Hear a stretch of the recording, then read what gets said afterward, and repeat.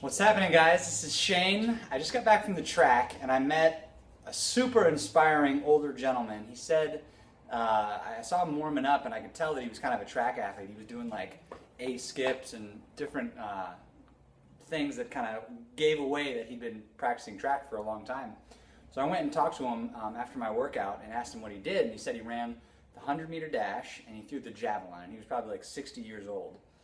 And we got to talking and I shared a little bit about that. One of my aspirations was to compete in the Senior Olympics, and he was like, oh, that's cool, I do that. So this video is dedicated to that guy because he's a badass. And also to runners and track athletes and sprinters and anyone who kind of runs for a living and needs hip extension.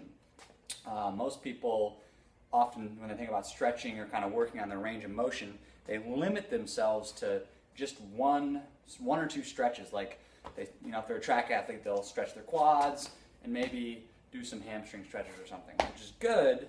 But you gotta, to be considered a optimally functioning athlete and be considered normal and healthy, all the joints in your body have to have full range of motion in every plane and every direction and every rotation.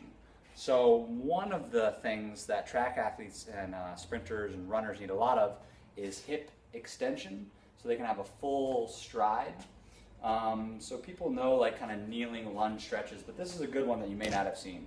Put your foot up on a bench, and then with a vertical shin, meaning don't have your knee tracking too far forward like this, but keep a vertical shin.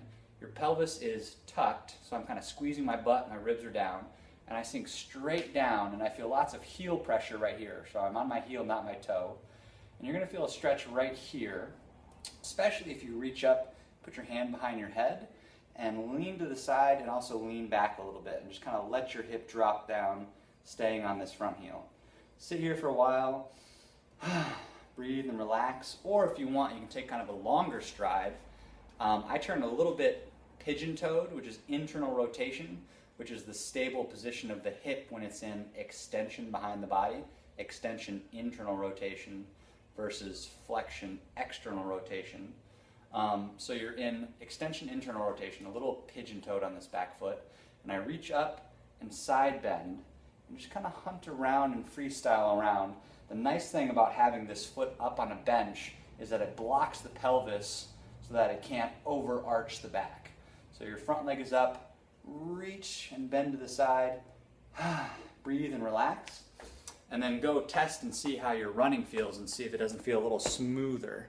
So check that out. This video is to the badass old dude that I met at the track, and for anyone else who aspires to be like him. See you next time.